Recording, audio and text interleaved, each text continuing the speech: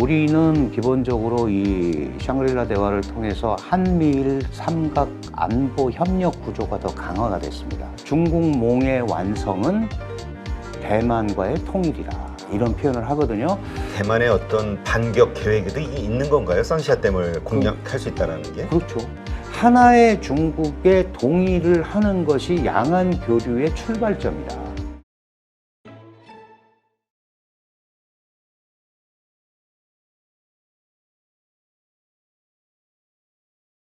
오늘 모신 분은 한국외국어대학교 국제지역대학원 강준영 교수님 모셨습니다. 안녕하세요. 네, 안녕하세요. 네, 지금 또 외교부의 그 정책자문위원이시기 때문에 특히 이 외교와 관련해서 네. 여러 가지 각도에서 많이 그 인사이트가 있으실 거라고 생각이 되는데, 지금 얼마 전에 그 아시아 안보 회의가 열렸었죠. 일단 이 아시아 안보 회의가 어떤 것인지 설명을 해주시고, 여기에서 아무래도 미국과 중국 요새 뭐 대만 문제를 놔두고 아주 심각하잖아요. 그렇습니다. 어떤 일들이 네. 벌어졌을지 궁금합니다. 네, 이 샹그릴라 대화라고 하는데 올해로 20회째를 맞았습니다. 이 아시아 영내 국가들의 안보 문제를 같이 협의하자 네. 해서 이제 20회가 됐고, 항상 싱가포르의 샹그릴라 호텔에서 열려서 샹그릴라 그래서 대화 샹그릴라. 이렇게 이제 표현을 하죠. 늘 그렇습니다만은 한국은 거의 참가를 하게 되면 주로 이제 북핵 규탄, 북한 미사일 문제 이런 얘기들을 이제 하게 되죠. 네. 그런데 거기에 원래 미국은 정식 아시아 국가가 아니잖아요. 그런데 이제 그렇죠. 옵저버로 참여를 합니다. 옵저버로 참여를 하면서 당연히 그건 아시아 국가들이 미국을 끌어들여서 중국이 워낙 아세안 국가들이 1대1로 상대하기가 너무 어렵잖아요. 그렇죠. 이제 그러다 보니까 끌어들인 거고, 당시 한창 이 아세안 안보 포럼에 열심히 이제 오바마 행정부터 들어와서 중국을 견제하는 역할들을 열심히 했던 겁니다. 그러다 보니까 이번에 이제 20차 이번 그 샹그릴라 대화도 마찬가지로 지금 이제 계속 고도화되고 있는 북핵 미사일 문제, 그다음에 최근에 불거진 말씀하신 대로 대만 해협 문제, 특히 중국은 왜 대만 해협 문제가 양안 문제는 중국의 국내 문제인데 왜 이렇게 많은 국가들이 이 문제를 얘기하고 이래서 이걸 자꾸 국제화하려고 하느냐에 대한 상당한 반발을 가지고 있죠. 네. 그래서 이 부분에 대해서 중국이 계속해서 압박을 하고 있는 건데, 전체적으로 보면은 우리는 기본적으로 이 샹그릴라 대화를 통해서 한미일 삼각 안보 협력 구조가 더 강화가 됐습니다. 그리고 이걸 통해서 지금 이제 북한 핵과 미사일, 특히 북핵 미사일 실험이 계속되고 있는 가운데 이 부분에 대해서 뭔가 구체적인 조치가 있어야 되는 거 아니냐는 얘기를 했고, 그러면서 자연스럽게 우리가 이제 얘기한 것은 한미일 3국 간의 정보 공유를 통해서 북한 미사일이 어디서 발사되는지, 어떤 재원으로 발사되는지, 어디에 떨어졌는지 이런 걸 좀 공유를 하자. 네. 이제 이런 얘기를 해서 한미일 삼각 협력이 더 강화되는 그런 계기를 마련했고, 마찬가지로 그 러시아의 그 소위 우크라이나 침공 때문에 힘에 의한 일방적인 현상 변경에 반대한다라는 차원에서 중국과 러시아에 대한 견제, 뭐 양안 문제는 러시아에 대한 견제가 네. 되겠고요. 이런 얘기들을 공식적으로 많이 했던 겁니다. 그러니까 전체적으로 보면 북한 핵과 미사일에 대한 문제 제기, 그 다음에 한미일 삼각 안보 협력 구조 강화, 그 다음에 중국과 러시아에 대한 견제와 압박, 이런 부분들이 이번에 샹그릴라 대화에서 이루어졌다, 이렇게 볼 수 있을 것 같습니다. 네, 그렇군요. 이 국방장관들이 모이는 모임이다 보니까, 그리고 이게 주관이 아시아가 아니라 영국의 맞습니다. 네, 맞습니다. 예. 국제전략문제연구소, 이게 아무래도 홍콩이 영국 통치령 하에 있었기 때문에 그렇습니다. 그때 이렇게 네. 만든 것 같은데, 네, 네. 이제 홍콩도 좋겠다, 이제 별로 그 의미는 없을 것 같은데, 그래도 영국이 참여를 하는 거죠. 뭐 기본적인 그런 건 다 합니다만은, 어쨌든 아세안 지역이라는 게 결국은 처음에 일본과 중국이 경쟁을 하다가 중국의 부상으로 인해서 아세안이 중국 영향권으로 많이 들어가는 그런 모습을 그동안 보여왔잖아요. 그렇죠. 이 부분에 대해서 오바마 대통령이 피보트 아시아, 그게 바로 이제 아시아 재균형 정책 이런 걸 하면서 적극적으로 개입을 하기 시작했고, 그럼에도 불구하고 많은 아세안 국가들은 아시아 지역 국가들은 중국 눈치를 볼 수밖에 없는 그렇죠. 상황입니다. 그리고 또 중국이 다양한 형태를 통해서 뭐 재정 지원을 한다거나 이런 것들이 있기 때문에 이 개도국 입장이 대부분인 아세안 국가들은 그거를 피하기가 어렵거든요. 그러다 보니까 뭐 영국의 역할이 문제가 아니고 중국의 힘이 거세지고 있고 그거를 제압해 보려는 미국의 입김이 들어와서 사실 아세안 국가들은 눈치 보고 별 들러리. 얘기는 못하고 결국은 항상 미중 간의 이런 그 일종의 힘겨루기 장소로 어떻게 보면 좀 변질이 된 네. 그런 회의체가 돼버렸습니다. 이번에 그래서 미국과 중국의 국방장관이 뭔가 회의를 통해서 긴장 관계가 좀 완화되는 거 아니야? 이런 기대도 있었던 것 같은데. 네, 미국이 제안을 했죠. 네. 국방장관 회담 하자고 했는데 중국이 이제 거부를 했는데 사실은 중국 국방장관이 리샹푸라는 분인데 미국의 제재 인물이에요. 아, 그래요? 아시다시피 반도체나 특정이 그러니까 미국의 국가 안보를 해를 끼치는 인물과 기업을 제재할 때 이 리샹푸도 거기 들어가 있어요. 그러니까 그거를 해제를 해주든지 해야 우리가 협력을 할 거 아니냐. 그리고 왜 모이기만 하면 대만 문제를 자꾸 얘기하느냐. 이제 그런 데 대한 불만이 있어서 아직은 미국과 그런 얘기를 할 단계가 아닌 것 같다. 이제 이렇게 하면서 실질적으로 거절을 한 거죠. 네. 거절을 했고, 그래서 이번 이 샹그릴라 대화에서는 그런 소위 해빙무드를 만들지는 못했죠. 그런데 아시다시피 지난번에 바이든 대통령이 그 말을 했단 말이지. 미중 간에 이제 해빙기를 보게 될 것이다. 그러면 중국 입장에서는 우리한테 물어보지도 않고 우리의 의사와 관계없이 미국이 해빙기를 간다 그러면 가지는 거냐라는 반발도 있습니다. 그리고 특히 이 샹그릴라 대화, 아시아 안보 대화의 핵심 지역은 원래는 남중국해였어요. 남중국해에서의 소위 영유권 갈등과 중국의 세 확대 이거를 저지하려는 미국 이게 이제 격전장이었거든요.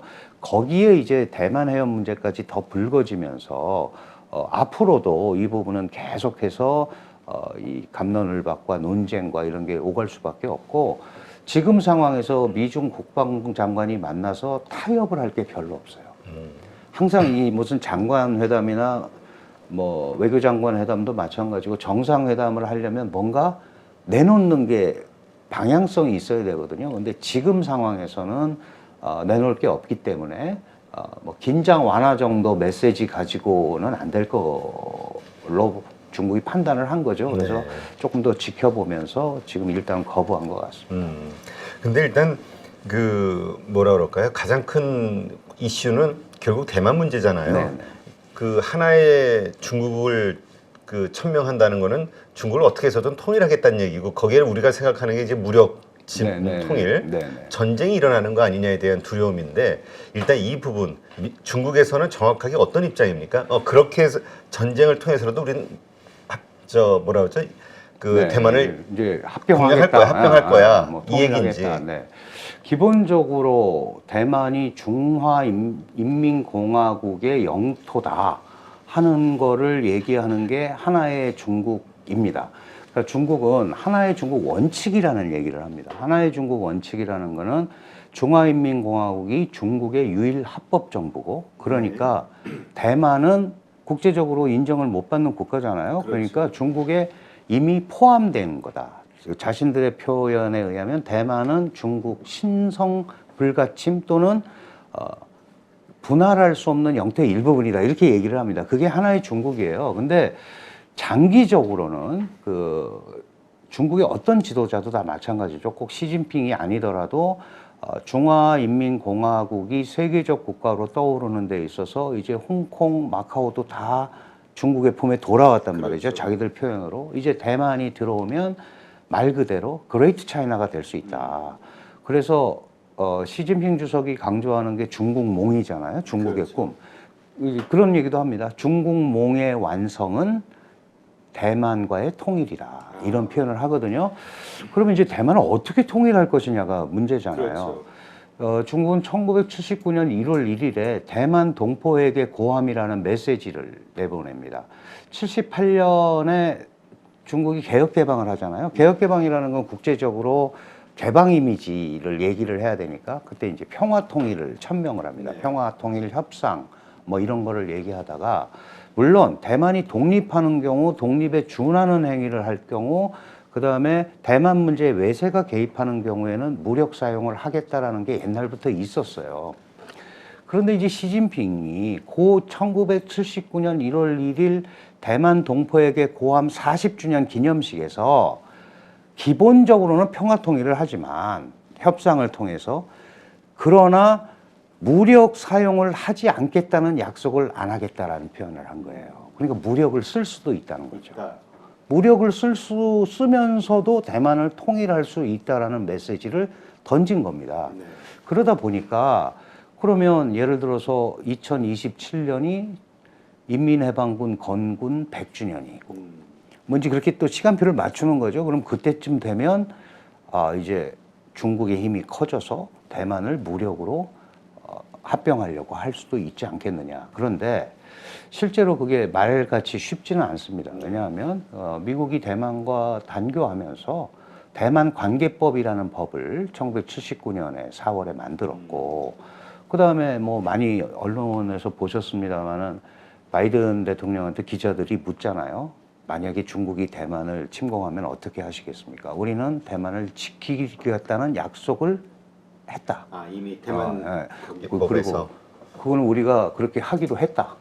그러니까 무슨 말씀이냐면 실제로 양안 간의 충돌이 벌어질 경우에는 미국의 개입이 어쩌면 자연스럽게 이루어질 수도 있는 거고 할지 안 할지는 전혀 몰라요. 네. 그러나 중국이 그걸 감수하면서 지금 이 상황에서 대만을 과연 공격을 할 수 있을 것이냐. 그리고 러시아 우크라이나 케이스를 봐서도 알지만 그렇게 힘에 의해서 점령한다는 게 쉽지가 않거든요. 그렇죠. 그리고 또 중간에 바다가 있습니다. 대만 해협이라는 135km에 달하는 바다가 있고 변수가 많기 때문에 그래서 저는 개인적으로는 아직은 그 카드를 쓸 단계는 아니다. 그러나 그걸 통해서 지속적인 압박을 하거나 대만을 불안하게 할 수 있는 거잖아요. 그렇죠. 예. 그런 부분은 얼마든지 쓸 수 있다. 그러나 중국이 지금 상황에서 미국과의 그 갈등을 또는 대결을 불러일으킬지도 모르는 이 상황을 감수하면서 할 필요가 있을까에 대해서는 의문점이 있죠. 네.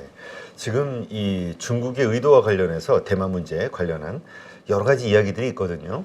하나는 어떤 그 정치적인 이유도 있지만 실질적으로 중국이 가장 필요로 하는 반도체 TSMC라는 아주 먹음직스러운 먹이가 거기 있기 때문에 대만이 필요로 하는 것이다. 네. 그것만 가지면 뭐 미국을 더 이상 두려워할 이유가 없으니까 이런 의견도 있거든요. 그 일부 이제 그런 의견을 제시하는 분들도 있는데 뭐 공장만 있다고 생산하는 건 아니잖아요. 그렇죠. 예, 기술자도 있어야 되고 이 반도체라는 거 잘 아시겠습니다만은 미국의 원천 기술과 일본의 소부장, 그 다음에 한국과 대만의 기술력 이래서 이제 반도체가 나오잖아요. 네. 그러면 공장만 있다고 되는 게 아니거든요. 그렇죠. 미국의 부품을 써야 되고 네덜란드의 노광 장비를 써야 되고 그 다음에 일본의 소재 부품을 써야 되는 구조니까 그거는 이제 큰 틀에서는 그렇게 얘기할 수 있는데 기본적으로 대만을 점령한다고 해서 TSMC가 중국게 되는 건 아닌 거거든요. 그러니까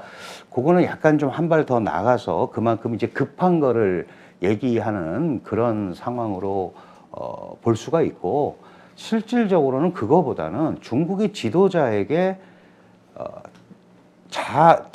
중국의 틀에서 자꾸 벗어나려고 하는 대만을 그냥 놔두는 거는 중국의 최고 지도자에게는 굉장히 치명적인 약점이 되는 거예요. 관리도 잘 못하면서 독립하겠다 그러는데 저것도 그냥 놔둬야 돼. 그러니까 그 강력한 뭔가를 메시지를 민족주의적 차원에서 계속 줘야 되는 거고 그리고 그게 중미 간의 굉장히 중요한, 사실은 대만 입장에서 보면 마치 바둑판에 쓰는 패감처럼 움직이거든요.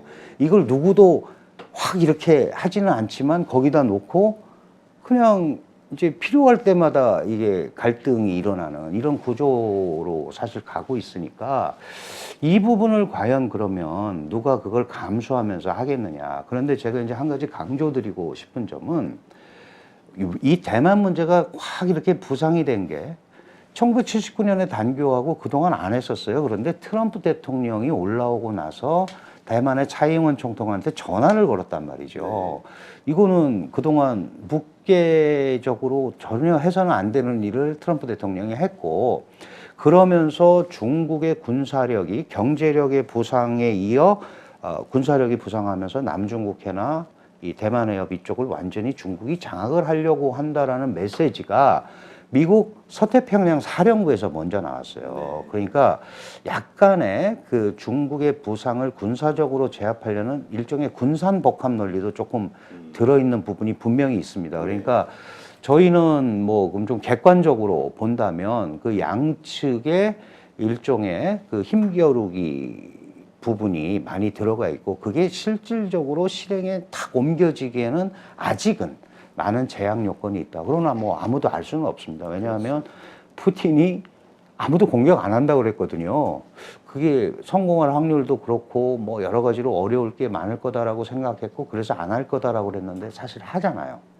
그럼 시진핑도 정말 코너에 몰리고 돌파구가 없을 때는 또 할 수도 있다는 거죠.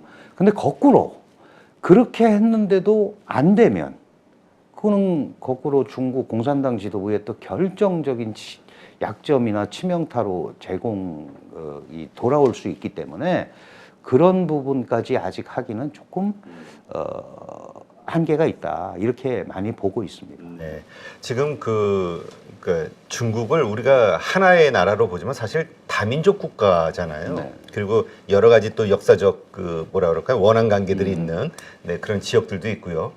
그러다 보니까 대만이 이 분리독립이라는 이야기가 나오고 이것이 번지게 되면 중국 입장에서 또 상당히 난감할 수 있다. 사전 조치로 아예 그런 소리가 못 나오게끔 강하게 보일 필요가 있다. 이런 의견들도 있더라고요. 예, 뭐 그거는 원래 갖고 있었죠. 왜냐하면 중국이 이제 55개 소수민족이 있는데요. 그 중에 사실은 독립을 주장하는 민족은 몇 개 안 됩니다. 원래 그 지금 우리가 몽골이라는 데하고 붙어 있는 내몽고가 있잖아요. 이 내몽고는 1954년에 인민혁명당 사건으로 원래 한번 중국에 반기를 들었다가 사실은 이제 그 제압을 당했고, 그 다음에 잘 아시는 티벳, 네, 위구르 이런 데도 다 힘에 밀려서 이제 성과를 못 거뒀고, 다른 데는 그 중앙정부에 사실은 대항하지 못합니다. 워낙 공권력의 차이가 많이 나니까. 대만 같은 경우는 바다를 건너서 있는 데다가 미국과의 관계가 좋단 말이죠. 그런 그렇죠. 이제 배후에 미국을 두고 있는 거죠. 아까 제가 1979년에 그 대만 관계법 얘기했지만 그게 통과되고 나서 미국에서 대만이 얻은 별명이 있습니다. 대만은 미국에 가라앉지 않는 항공모함이다. 그게 거점이 되는 거죠. 지도를 그렇죠. 잘 생각해 보시면 지금 한국 있고 대만 있고 그 다음에 이제 밑으로 인도차이나 반도가 연결이 되잖아요. 대만이 만약에 없으면 미국의 이 태평양 소위 제해권이라든지 이쪽의 작전이 근본적으로 불가능해져요. 그러니까 대만은 어떻게든지 갖고 있어야 되거든요. 이제 그런 의미에서 대만의 중요성이 굉장히 강화돼 있는 거고, 중국 입장에서는 자국의 영토라고 이미 하나의 중국 원칙을 얘기하면서 주장을 하고 있는데, 그게 통제하지 못하는 대로 자꾸 흘러가면 지금 말씀하신 대로 거대 중국, 뭐 이거를 통제하는데 문제가 생길 수 있는 거죠. 근데 그건 미국도 똑같습니다. 대만도 못 지키면서 동맹 얘기하는 한미 동맹은 어떻게 할 거며 미일 동맹은 어떻게 할 거냐. 이 미국 못 믿겠다. 이런 얘기가 나올 수도 있거든요. 그러니까 이제 그 점에 대해서는 물론 중국과 대만 관계보다 미국과 대만 관계가 더 느슨한 거는 사실이죠. 왜냐하면 더 압박성이 중국 대만이 강한 거고, 미국과 대만은 사실은 미국 입장에서는 자신들이 손해가 오르면 발을 뺄 수도 있는 거 아니겠습니까? 그렇죠. 강대국의 논리라는 게. 게 이제 그런 의미 때문에 결속도는 떨어지지만 어쨌든 미국이 세계 최강 국가고 중국과 각을 세우고 있으니까 그런 점을 둘러싸고 계속해서 이제 문제가 생길 수밖에 없고 그러면 그럴수록 중국은 민족주의, 애국주의를 강조할 수밖에 없고 저거는 우리가 통제하는 우리 지역이다라는 것을 계속 발출하는 거죠. 그럴 수밖에 없습니다. 그러니까 실질적으로 뭐 어떤 전쟁을 통해서 뭐 무력으로 그걸 잡겠다 이런 의도보다는 지금 그러한 방식을 통해서도 계속 압박의 하나의 형태로 그렇습니다. 예. 실제 전쟁을 하겠다는 의사보다도 그 실제 전쟁을 해서 이긴다는 보장도 없고 설사 이긴다 하더라도 상당한 피해를 감수를 해야 될 수밖에 그렇죠. 없잖아요. 누가 승자가 되건 미국이 만약 그렇죠. 참전한다면 네. 그리고 대만에도 대만이 세계 여덟 번째 크루즈 미사일 순수 자체 개발국이에요. 아 그래요? 네, 그 미사일도 2,500km에 달하는 숑펑이라는 미사일도 가지고 있고 그런 일이 벌어지면 안 되지만 공격당하면 무턱대고 당할 수는 없잖아요. 그렇죠. 본토 공격을 할 수 네, 있다. 그럼 그 미사일이 가면은 예를 들어서 북경 상해가 사정권에 들어와 있고 그 잘 아시는 삼엽댐이 사정권에 들어와 있어요. 아 그게 진짜 논란이 좀 많거든요. 그렇습니다. 우리가 산샤댐이라고 그러나요? 산샤. 산샤. 예. 예.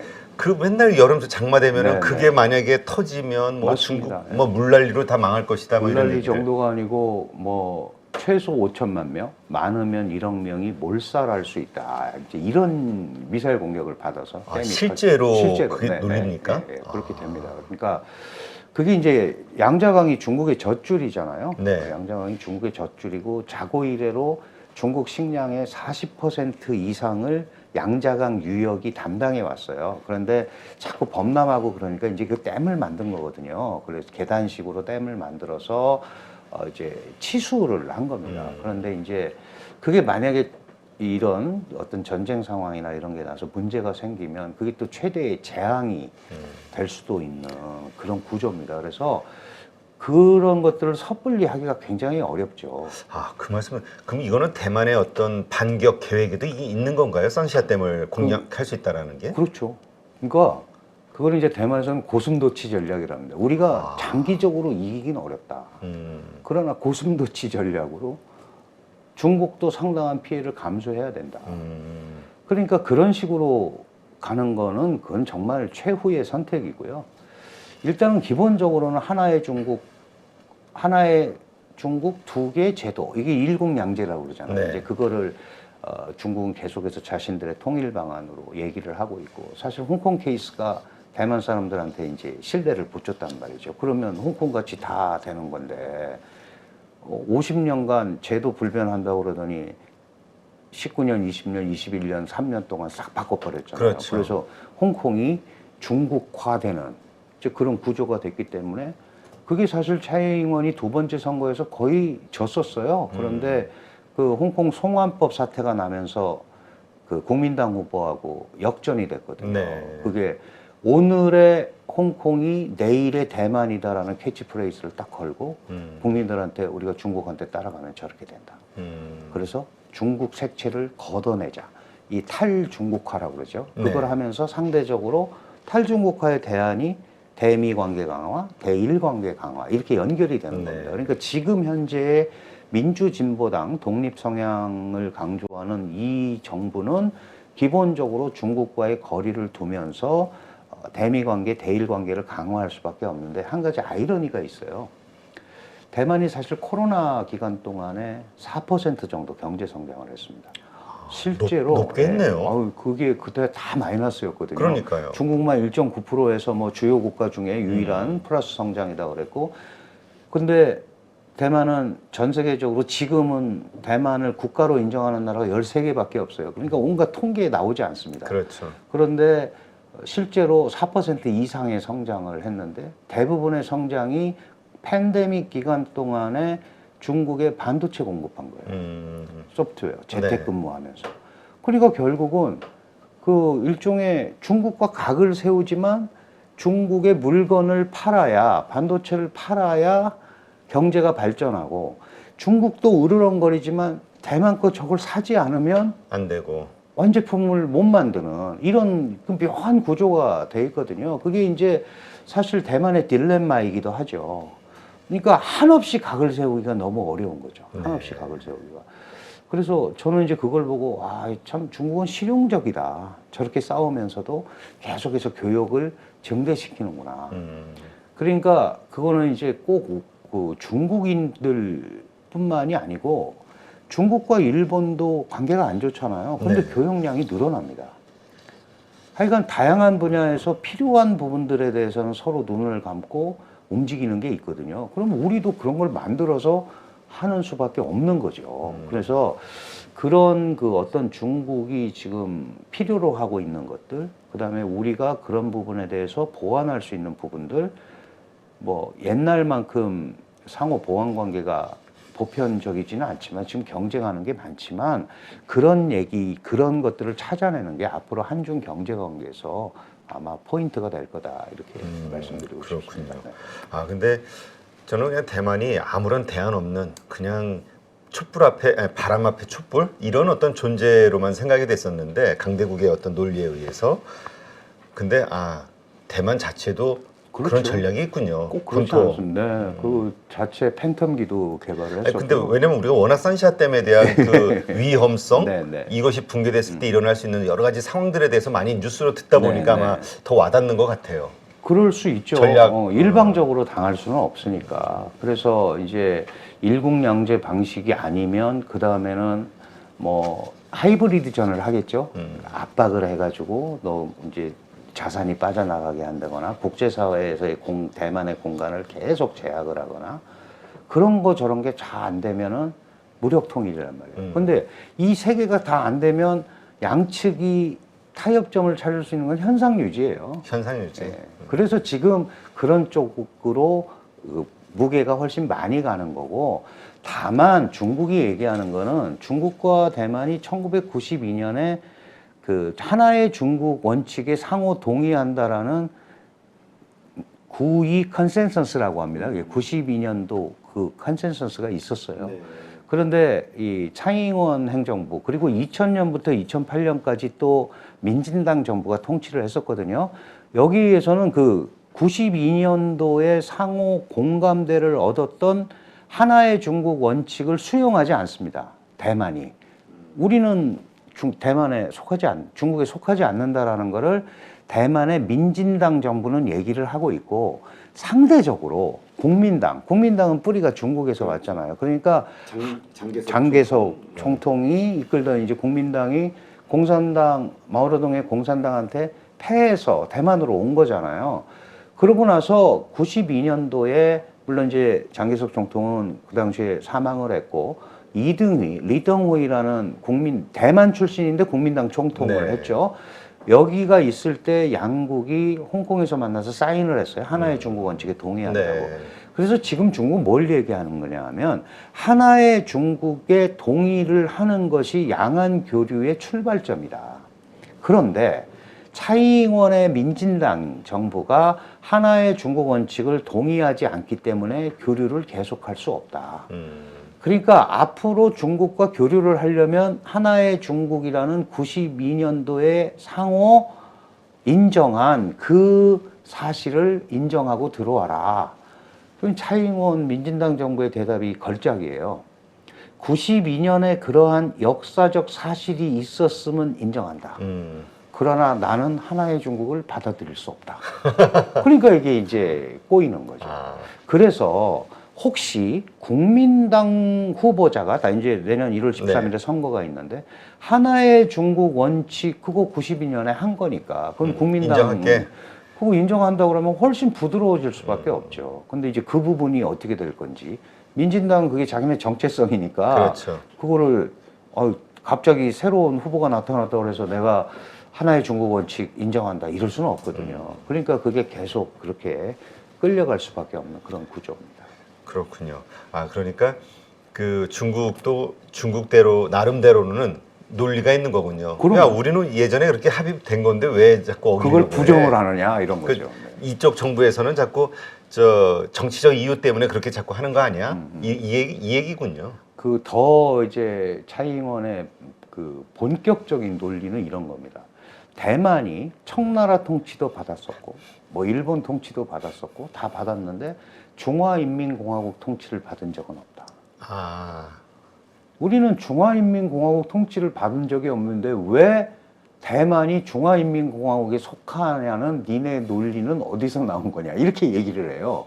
그것도 또 말이 되잖아요. 그러니까 전통적으로 대만은 사실 버려진 땅이었죠. 그렇죠. 대만은 버려진 땅이었고 할양됐고 일본 식민지를 50년간 했고 본토가 워낙 크니까 대만에 신경을 못 그렇죠. 썼었죠. 조그만 섬이니까. 네. 그러다가 갑자기 지금 와가지고 그러는 거는 어불성설이다라는 거예요. 우리는 자체적으로 독립돼 네. 있는 나라다. 원래부터 그렇게 살아왔는데 무슨 지금 와가지고 그리고 국민당이 했었지 우리가 언제 공산당이 중국 대만을 통치한 적이 있느냐 또 이런 논리까지 가지고 나온단 말이죠. 그런데다가 이게 지금 분단이 1949년에 중화인민공화국이 수립되고 대만으로 그때 이제 넘어왔잖아요. 실제로는 47년부터 넘어오는데 그러고 나서 지금 70여 년이 흘렀잖아요. 네. 그럼 많은 사람들이 대만에서 낳고 자란 겁니다. 그렇죠. 그러면 이제 소위 우리가 얘기하는 본토화가 된 거죠. 대만 본토화가. 그러면은 개념적으로 언제 뭐 우리가 중국에서 살아서 거기서 건너온 것도 아니고 내가 여기서 낳고 자랐는데 중국은 하나고 대만이 중국에 속한다는 거를 사실은 국민당이건 민진당이건 그 받아들이기가 사실 쉽지는 않아요. 네. 그런 것 때문에 계속해서 문제가 생기고 이게 이제 국제 문제화하고 있잖아요. 중국이 제일 이 문제에 대해서 신경 쓰는 부분은 대만 문제를 국제 문제화하지 말라는 거죠. 대만은 내전의 결과로 국민당 정부가 거기로 간 거지 이거는 국제 전쟁 때문에 생긴 게 아니다. 네. 그 얘기를 계속 하는 겁니다. 그러니까 이게 끝나기가 어려운 그러게요. 거죠. 그러니까 결국은 그러니까 대만 국민들이 어느 정부를 선택하느냐. 이제 중국하고 그런 압박에 아유, 야 우리 그냥 편안하게 살자. 그래서 그런 그렇죠. 친중 정부를 선택하면은 관계는 다시 좋아지고 전쟁에 대한 위험은 사라지는 거고. 상대적으로 훨씬 적어지죠. 네. 네. 결국 대만 사람들의 국민들의 몫이군요. 네, 알겠습니다.